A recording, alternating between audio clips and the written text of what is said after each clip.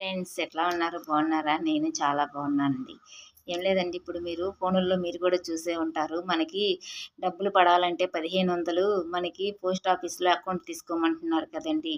మేము దానికోసమే చెప్తానని ప్రయత్నిస్తున్నానండి నేను. ఏం లేదండి, ఇప్పుడు నేను కూడా సేమ్ ఇగోండి వరద బాధితులు మీకు గుర్తే ఉంటదండి. ఇక్కడ వరద బాధితులు వచ్చినప్పుడు డబ్బులు పడాలంటే 25,000 అకౌంట్ నంబర్ వచ్చి రాయించుకుంటున్నారు. ఆధార్ నంబర్ ఇస్తే చాలు అకౌంట్‌లో పడిపోతాయి. కింద ఉన్న వాళ్ళకేమో ఫస్ట్ ఫ్లోర్ వాళ్ళకి 25,000 పైనున్న వాళ్ళకి 10,000 అన్నారు కదండీ!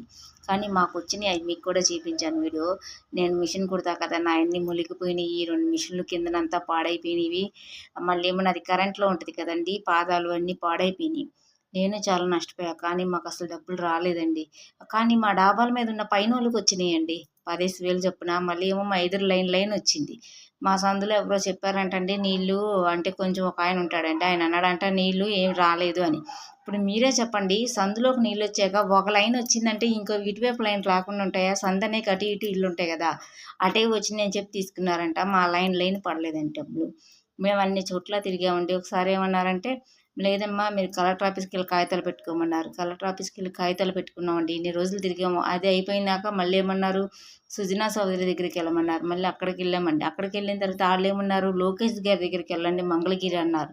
మేము అక్కడికి ఎళ్ళామండి. అక్కడికెళ్ళాక తీరా ఆయన రాలేదండి. వాళ్ళ బాబాయ్ గారు ఎవరో చనిపోయారని. మేమేం చేసాం, సరేలే అని చెప్పేసి మేమంతా 10 మందిమండి ఎళ్ళాము. రాలేదు కదా అని చెప్తే మళ్ళీ ఆయనేమన్నాడంటే, "ఏం లేదమ్మా, మీలో ఏదో ఒకటి తప్పు జరిగుంటది. అందుకే మీకు డబ్బులు పడలేదు. పడాలి అంటే మీరు ఎన్ఎస్‌పి అదే ఎన్‌పిఐసి లింక్ చేయించుకోండి" అన్నారండి. మేము ఆల్రెడీ చేయించుకున్నామండి. అయినా పడలేదంటున్నారంటే, లేదమ్మా మళ్ళీ ఎళ్లి ఒక చెక్ చేయించుకోండి అన్నారు. సరే అండి, అయినా మేము చేయించుకున్నా పడలేదని మళ్ళీ మేమంతా వాదిస్తే, సరే మీ ముందే నేను కలెక్టర్ గారితో మాట్లాడతానని పాపం మాట్లాడారండి ఆయన. చాలా బాగా చెప్పారు. అక్కడ ఆళ్ళ దగ్గర డబ్బు ఉందమ్మా, డబ్బు అది మీ డబ్బు. మేమెవరికీ వాడుకోవడానికి హక్కు లేదు. ఎందుకంటే అదందరూ ఇచ్చిన డబ్బది. అది మీకే వచ్చుద్ది. కాకపోతే మీరు రాసే దాంట్లోనే ఎక్కడో మీ అకౌంట్‌లోనే ఏదో చిన్న లోపం ఉండుంటది అని చాలా బాగా వివరించారండి. సరేలే అని మళ్ళీ ఆళ్ళ ఫోన్‌లో మాట్లాడింది కాకుండా మా ముందే మాట్లాడారు. అక్కడికెళ్ళమన్నారు ఆర్‌టో ఆఫీస్‌కి. అక్కడేంటి అర్జీ పెట్టుకోవాలంట. అక్కడికెళ్ళి పెట్టామండి. పెడితే వాళ్ళేమన్నారంటే, "అమ్మా మీరెన్ని చోట్ల తిరిగినా ఏదో తప్పు జరిగింది కాబట్టి మీరేమి చేయవసరం లేదు" అని చెప్తే ఏదో ఇంగ్లీష్‌లో చెప్పారండి. మనకర్థం కాలా. మాకు తెలుగే తప్ప ఇంగ్లీష్ రాదండి. అంటే పాపం ఆయన రాసిచ్చారు. చూడండి చూపిస్తాను ఇప్పుడు మీకది. అది రాసిచ్చిన తర్వాత అండి ఆయన అక్కడికి మీరు తీసుకొని వెళ్తే సరిపోద్దన్నారండి. ఇదిగోండి ఇది రాసిచ్చారు. ఇలా పేపర్ మీద రాసిచ్చారనమాట. ఇది రాసిస్తే మీరు నెట్‌లో అయినా చూపించుకోవచ్చమ్మా అని అన్నారు. అయితే మేమేం చేసామంటే అండి, దీన్ని మేము నెట్‌లో చూపిస్తే పాపం వాళ్ళు ఆర్జీ పెట్టుకోవచ్చని చెప్పి ఇంకో లెటర్ ఇచ్చారు చూపిస్తా. ఇదిగోండి ఫ్రెండ్స్, వాళ్ళేమో నెట్‌లో తీసి ఇదిగోండి ఈ లెటర్ ఇలా ఇచ్చారనమాట మనకు మొత్తం. మన ఆధార్ కార్డ్‌లో ఉన్నది తీసుకొని వెళ్తే చాలు. వాళ్ళకి ఇది ఇచ్చారు. తీసుకొని రూ. 50 తీసుకున్నారు. కానీ నిజంగానే తీసుకునేక వాళ్ళు మాకు ఫోన్ చేస్తారమ్మా 2, 3 రోజుల్లో. అప్పుడు మీకు ఏమేమి పోయినాయో ఏంటో చెప్పండి. అప్పుడు మీకు ఆన్‌లైన్ అవినట్టు. అప్పుడు మీకు డబ్బులు పడతాయి. లేట్ అయినా పడతాయి అన్నారండి. అన్నారని సరేలే అని మేమేం చేసాం, చూపించామండి. చూపించిన తర్వాత పాపం 2, 3 రోజులకి మాకు ఫోన్ వచ్చింది. "ఏమేమి పోయినాయమ్మా, మీకు డబ్బులు రాలేదా? మళ్ళీ మీ ఆధార్ కార్డ్ అది చెప్పండి" అన్నారు. చెప్పామండి. చెప్పినాక ఏమన్నారంటే, సరేలే చెప్పారు కాబట్టి ఎలాగో మీకు డబ్బులు పడలేదు అంటున్నారు కాబట్టి చూస్తామమ్మా పడతాయి 2, 3 రోజులు అన్నారు. మరి ఇంకా ప్రస్తుతానికైతే పడలేదండి. కాకపోతే మేము ఇప్పుడు మళ్ళీ కొత్తగా ఇట్లా అంటున్నారు కదండీ, పోస్ట్ ఆఫీస్ అకౌంట్ తీసుకోవాలి మీకు 1500 పడాలన్నా అని. సరేలే అని మళ్ళీ అది కూడా ట్రై చేసామండి. చేస్తుంటే అక్కడ చాలా జనాలు ఉన్నారండి. మీకు తెలియనిదేముంది, విజయవాడ పోస్ట్ ఆఫీస్ బోలెడు జనం ఉన్నారు ఎక్కడ చూసినా.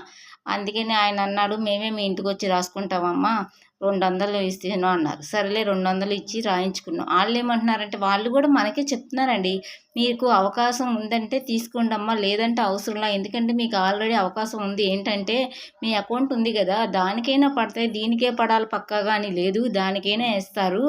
మీకు అమ్మా దీవెన పడాలన్నా, ఈ వరద బాధితుల డబ్బులు పడాలన్నా, 1500 పడాలన్నా, గ్యాస్ డబ్బులు పడాలన్నా దానికే ఏస్తారు. దీనికని ఏం లేదు. కాకపోతే మీకే బెస్ట్ తీసుకుంటే. ఏంటంటే డబ్బులు దాసుకున్నట్టండి. ఇప్పుడు మనం డబ్బులు 100, 100 దాయలేం. పోతానే ఉంటాయి. ఎంత ఖర్చు పెడతామో కానీ దాయాలంటే దాయలేం. అంటే మన వల్ల అవ్వదు. మన ఆర్థిక పరిస్థితుల వల్ల. అందుకని మన కాడ ఉన్నప్పుడు 200 ఉన్నా, 500 ఉన్నా ఈ పోస్ట్ ఆఫీస్‌లో ఏసామంటే ఈ పిల్లలు పెట్టినట్టుగా పెరిగి పెరిగి పెద్దవుతాయి. మనకెప్పుడో మొత్తంలో కావాలనుకున్నప్పుడు వస్తాయి.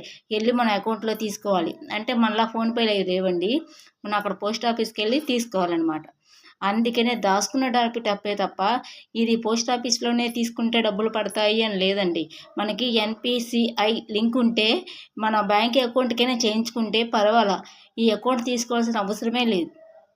ఆ అకౌంట్ ఉంటే చాలండి. మాకదే చెప్పారు. మీరు తీసుకోవాల్సిన అవసరం లేదమ్మా. కావాలంటే తీసుకోండి. అంతే తప్ప మేము బలవంతం ఇందులో పెట్టట్లేదు. మీ అకౌంట్ ఉంటే దానికి లింక్ చేయించుకున్నారంటే చాలు. అందులో అయినా పడతాయన్నారు. వాళ్ళు మనకంత భరోసా ఇస్తున్నప్పుడు మనం తీసుకోవాలని ఏం లేదనుకో. ఇష్టమైతే తీసుకోవడం లేకపోతే లేదు. అందుకని నేను చెప్పేదేంటంటే అందులో కూడా ఈ లింక్ చేయించుకున్నారనుకోండి, ఏం లేదు బ్యాంక్‌కెళ్ళి ఏవండీ మా అకౌంట్‌కి ఈ లింకు కరెక్ట్ చేయండి అంటే వాళ్ళే చేసిస్తారు. అప్పుడు మనకు పడతాయి. అందుకే నేను కూడా చెప్దామని మీకు చెప్పానండి అంతే. ఇందులో నచ్చితే చేసుకోండి లేకపోతే లేదు. ఉంటా మరి.